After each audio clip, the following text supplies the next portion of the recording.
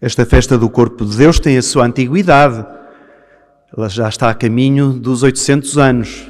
Ela foi instituída pelo Papa Urbano IV em 1264, portanto, Idade Média, onde nós podemos perceber duas atitudes em relação à Eucaristia. A primeira, e é a que dá verdadeiramente origem a esta festa do Corpo de Deus, prende-se com um milagre eucarístico numa cidade de Itália, Bolsena, em que um padre tinha algumas dificuldades em acreditar de que na hóstia consagrada, no pão e no vinho, na hóstia e no vinho, estivessem realmente o corpo e o sangue de Jesus.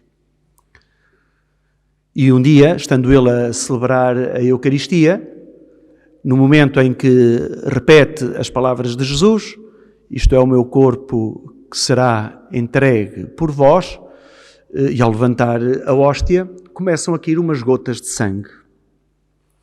Ainda hoje é possível ver esse milagre eucarístico. Aliás, já todos ouviram que o Papa, ainda estou no Francisco, o Papa Leão vai canonizar em setembro o Carlo Acutis. Ele fez um enorme trabalho sobre milagres eucarísticos. Era uma das suas... está em livro, há em exposições. Podem procurar na net o site onde ele preparou todos os milagres eucarísticos, um dos quais depois também, igualmente do século XIII, aqui em Santarém, a Igreja do Milagre, chama-se assim, também de um milagre eucarístico que aconteceu, que é a segunda coisa que eu vou dizer. Portanto, e este milagre da hóstia se transformar, ou da hóstia cair em gotas de sangue, confirmou as dúvidas que este padre tinha e fez com que então o Papa Urbano IV instituísse a festa do Corpo de Deus. As gotas de sangue não aparecem para dizer que ele está mesmo lá, porque nós sabemos, nós vamos comungar daqui a pouco que ele está mesmo lá, não é preciso aparecerem as gotas de sangue. Mas estes milagres aparecem para confirmar a dúvida de quem está a presenciar, algumas dúvidas que nós temos, e isto não é tão desatualizado entre os católicos.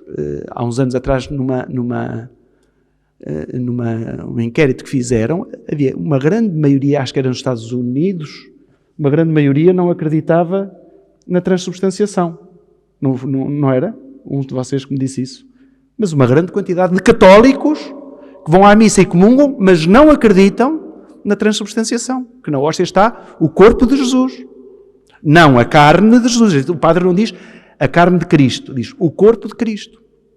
Portanto, e serviu para isso. Por outro lado, também nesses séculos da Idade Média, e aí é que vem o milagre de Santarém, da Igreja do Milagre, também se aproveitava muito as hóstias consagradas para bruxarias e coisas menos dignas, profanações. A história do milagre de Santarém é exatamente isso. Uma senhora que se aproxima da comunhão, tinha ido à bruxa, aproxima-se da comunhão, e a bruxa tinha-lhe pedido para ela levar a hóstia consagrada para depois fazerem lá o tal feitiço, não? E ela comungava-se na mão, e ela guarda a hóstia, embrulha, leva-a para casa, mete-a numa arca, e durante a noite há uma luz muito forte na casa, e é a hóstia consagrada, é da hóstia consagrada que sai aquela luz, e chama-se o padre, faz-se uma grande procissão, e está ainda hoje exposta também na Igreja do Milagre, em Santarém, essa hóstia consagrada. Isso fez com que se passasse a comungar na boca. A gente anda aí a espiritualizar a comunhão da boca. Esta gente que anda aí a comungar na boca e mãos atrás das costas, não sabem nada. Para mim são potenciais roubadores do Santíssimo Sacramento. A gente não confia neles, tem que lhes dar na boca, que é para ter a certeza que eles não vão fugir com ela. Depois espiritualizou-se isto de tal maneira que dizemos que a boca não é, que as mãos não são dignas de receber Jesus. Bem, menos mal, Deus quer é que a língua sim esteja, em termos de maldicência, em termos de boatice, em termos de não sei o quê, esperemos que a língua esteja preparadíssima para receber a comunhão, umas vezes que a mão não está. Mas pronto, é daqui que nasce, é deste contexto que nasce esta festa do Corpo de Deus. Nós escutámos 3 leituras, eu não vou falar sobre elas, vou falar na missa da tarde. 3 leituras, mas que são importantes porque queria falar de outra coisa. Na primeira leitura, livro do Gênesis, aqui 2 elementos muito importantes. A figura de Melquisedeque, que é sacerdote, não se sabe nada dele. Na Bíblia só aparece 3 vezes. Aqui no Gênesis, num salmo, tu és sacerdote para sempre, segundo a ordem de Melquisedeque, e na carta aos Hebreus para dizer que Jesus não é sacerdote da ordem dos levitas, mas é muito mais antigo. Ele é da ordem de Melquisedeque. Mas é a primeira vez que aparece na Bíblia, neste capítulo 14 do livro do Gênesis, o pão e o vinho, juntos.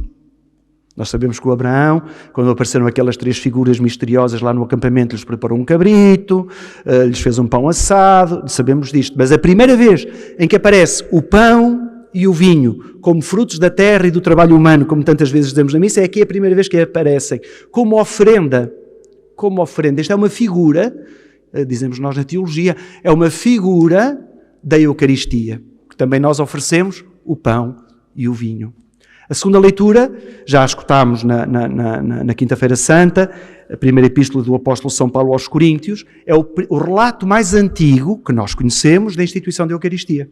São Mateus, São Marcos e São Lucas foram escritos depois desta carta. Portanto, é a primeira vez que nós temos, de uma maneira indireta, é a primeira vez que nós temos, pela boca de São Paulo, que nem esteve presente, mas como ele próprio diz, eu recebi o que estou a transmitir. E repete o que se passou na última ceia, que significa que no tempo de São Paulo a Eucaristia se celebrava repetindo as palavras e os gestos de Jesus. E o Evangelho, que dá um grande apetite em comentá-lo quase de linha a linha, o Evangelho nós temos a multiplicação dos pães, que não é bem a multiplicação dos pães, é mais a divisão dos pães e dos peixes. E é uma coisa engraçada que nenhum matemático consegue fazer, da divisão-multiplicação. Porque não passa a haver mais pão, não passa a haver mais peixe. Dos 5 pães e dos 2 peixes, dessa divisão acontece a multiplicação, de tal maneira que ainda vão a sobrar 12 cestos. E aqui nós temos um esquema do que nós celebramos hoje aqui, a Eucaristia. Jesus que fala à multidão sobre o reino de Deus, a liturgia da palavra. Jesus que pega no pão e no vinho e que está tal e qual aquilo que nós dizemos em cada consagração, ergueu os olhos ao céu, pronunciou a bênção, partiu e deu aos seus discípulos. Portanto, temos aqui os gestos de Jesus, tal e qual como os vamos encontrar na última ceia e tal e qual como os vamos encontrar na ceia de Emaús, porque quando Jesus se senta à mesa com os discípulos de Emaús, quando lhes parte o pão e entrega, o que é que acontece? Abre-se-lhe os olhos. Eles reconhecem os gestos da última ceia. E depois, esta maneira de Jesus os mandar sentar em grupos de 50, que lembra a Assembleia reunida, mas lembra, e agora sim, só agora é que vou entrar na homilia, hein? E agora sim entra isto que eu queria falar, que é o banquete. Hein? Isto dá um ar, imaginemos um lugar deserto, ermo, plano, 5.000 homens, sem contar mulheres e crianças, também lá estavam, mulheres e crianças. Imaginemos divididos em grupos de 50. Parece uma sala de casamentos, não é?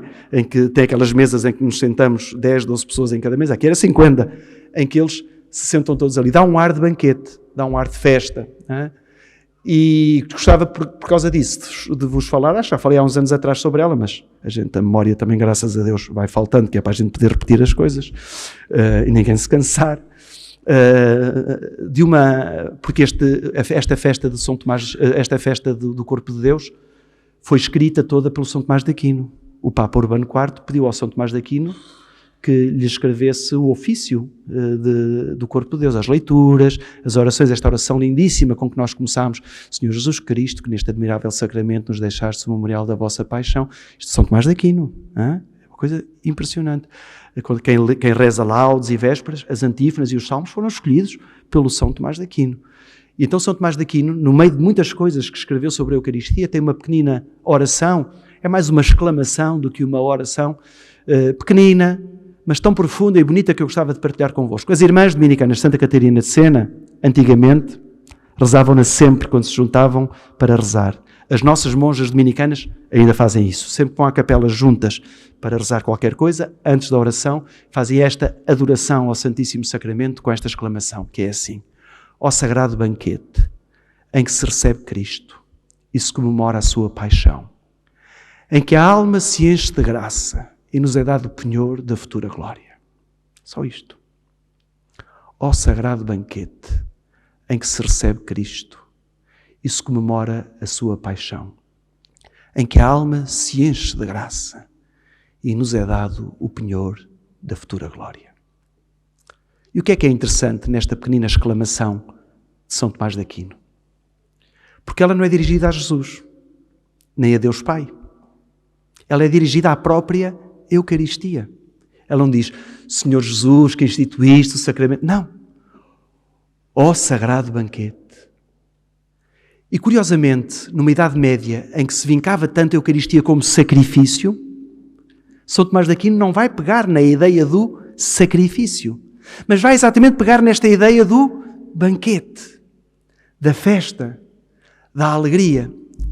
Não um banquete de comes e bebes, mas num sagrado banquete, em que os alimentos é o corpo e o sangue do próprio Senhor Jesus. Então São Tomás de Aquino começa logo por dizer que a Eucaristia, nós sabemos bem que ela é ao mesmo tempo sacrifício e banquete. Mas como é que São Tomás de Aquino, num ambiente tão sacrificial, em que a missa era uma coisa tão de sacrifício, tão de vítima, os padres usavam em latim, de costas, em voz muito baixa, quase de mistério. E como é que Santo Agostinho, como é que São Tomás de Aquino começa?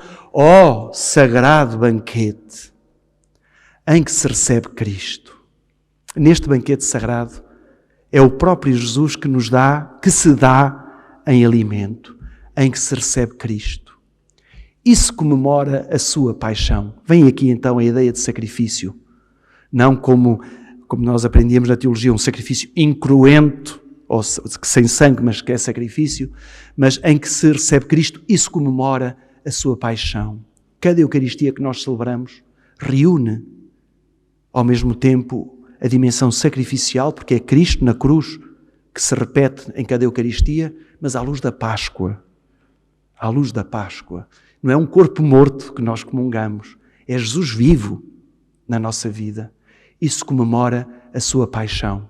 Por isso, quando acaba a consagração e o padre diz mistério da fé, ou seja, esta é uma realidade que ultrapassa aquilo que nós conseguimos perceber, nós dizemos que neste sacramento, neste sacrifício, neste banquete, anunciamos, Senhor, a vossa morte. Lá está. Proclamamos a vossa ressurreição. Vem, Senhor Jesus. E depois, a segunda parte desta oração fala-nos dos frutos da Eucaristia na nossa vida, em que a alma se enche de graça.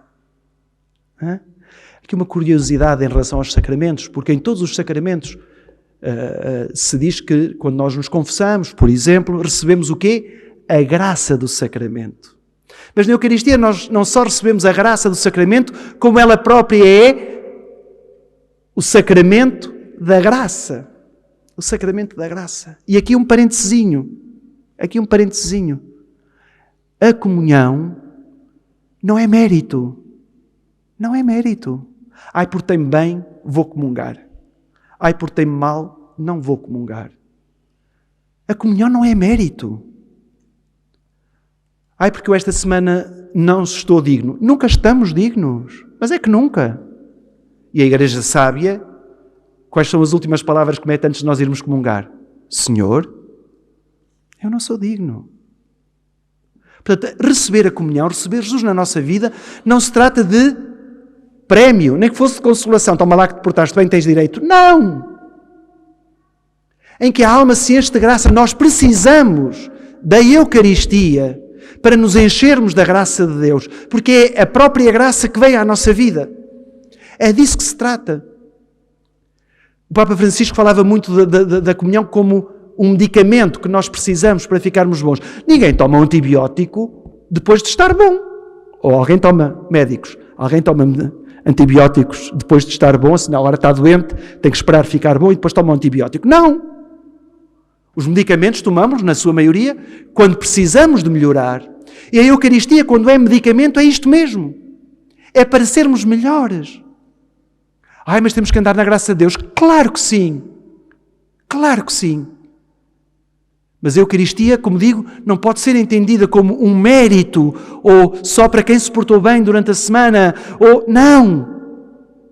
É o remédio que eu preciso. É o alimento para a minha fraqueza, para eu ser cada vez melhor. Em que a alma se enche de graça. O sacramento da Eucaristia que nós recebemos será sempre maior que a nossa impureza, que a nossa indignidade, que a nossa imundície, que a nossa sujeira toda de vida que a gente tenha. Jesus, na Eucaristia, não se transforma na lama que nós somos, mas tira-nos da lama, porque é a graça dele que entra na nossa vida. E nos é dado o penhor da futura glória. Ou seja, como se estivéssemos a comprar a passagem para o céu. O Carlo Acutis dizia isso. A comunhão é a autoestrada para o céu. Ele não conhecia a nossa via verde, senão teria dito, é a via verde para o céu. E é isto mesmo que é a comunhão. Ela é a garantia daquilo que nós vamos ter no céu. Que já não haverá missas, já não haverá comunhão, já não haverá hóstias consagradas, não haverá custódias para adorar. Porquê? Porque já o temos a Deus na nossa vida, porque Ele já nos preenche. No céu somos preenchidos pela glória de Deus. Então vejam como esta pequenina oração, que nós todos devíamos aprender. Rezando isto, como se rezasse o terço, ao fim do dia está aprendido. Ó sagrado banquete, em que se recebe Cristo e se comemora a sua paixão, em que a alma se enche de graça e nos é dado o penhor da futura glória. Não podes ir à missa amanhã, na hora da missa ou num bocadinho tenhas livre, deseja Jesus na tua vida. Ó sagrado banquete. Entras numa igreja para visitar, vamos de férias, vamos entrar numa igreja, vemos o Santíssimo, não podemos estar muito tempo. Ó sagrado banquete. Isto pode vir naturalmente ao nosso coração. Não esquecendo nunca que isto não é um teatro, não é um faz de conta, não é uma aparência de Jesus, mas é o próprio Jesus que vem à nossa vida. Termino contando uma história não minha, mas que eu acompanhei, já creio que até contei o ano passado. Mas é tão bonita e temos noviços novos que não as ouviram, que eles ficam todos deleitados com estas histórias devotas. Eu, quando era miúdo, às sextas-feiras, ia com o Sr. Padre Alberto, lá em Marvila, e eu e mais pessoas, era tudo velhotas, o único mais novo era eu, como agora continua a ser assim em grande parte das coisas. E o Sr. Padre Alberto, às sextas-feiras à tarde, às 4 da tarde, ia dar a comunhão aos doentes de um asilo que nós tínhamos lá em Marvila, na paróquia. E eu também ia. Eu era acólito, ia. E dávamos a comunhão aos doentes que... E havia lá uma senhora velhinha que não via nem ouvia. Estava todo dia na cama, não via nem ouvia. E quando chegávamos ao quarto daquela senhora, aquilo era uma coisa social, não era nada destes XPTOs de apartamentos e não sei o quê, aquilo era tudo mais simples e mais pobre possível. E quando chegávamos ao pé da senhora, para lhe dar a comunhão, o Sr. Padre Alberto fazia-lhe um sinal da cruz na testa. E ela começava a rezar e a cantar alto, a rezar, a cantar, a rezar, a cantar, a rezar, a cantar. E a gente ficava ali, à espera que a senhora acabasse. E quando ela acabasse, o Sr. Padre Alberto dava-lhe a comunhão, ela comungava e ficava em silêncio. Um sinal da cruz que lhe anunciava que Jesus vinha à sua vida e a comunhão que lhe dava tanta alegria de receber. E às vezes nós olhamos, eu olho para mim, como é que eu ando a receber Jesus? Ponho-me na fila, distraio-me, olhar para quem está ao lado, para ver como é que a outra vem vestida. Às vezes até, é a sua vez, venha cá, agora. Como é que nós nos aproximamos da comunhão? Acredito realmente que é Jesus, não na carne, mas na sua pessoa? O amém que eu digo quando recebo a comunhão é o amém da fé? Eu acredito que és tu, Jesus, que vens à minha alma, à minha vida? E para quem não comunga, para não pensar que é só para os que comungam, quem não comunga, porquê é que não ando a comungar? Porquê é que não me aproximo da comunhão? Será que a minha vida é assim tão dissoluta que me impeça de comungar? Será que Jesus não cabe na minha vida? Será que não basta um ato de humildade da minha parte para me aproximar da comunhão? Para que eu sinta isto que São Tomás de Aquino nos ensinou hoje nesta oração? para que a nossa alma se encha de graça. Que esta celebração não seja só um memorial do século, da Idade Média, nem que a Igreja faça desta festa os triunfalismos que às vezes faz com estas procissões, com cavalos, com isto, com aquilo. Não, nada disso. É Jesus que vem à nossa vida, é Jesus que vem à nossa alma. É a maior riqueza que o nosso coração pode ter.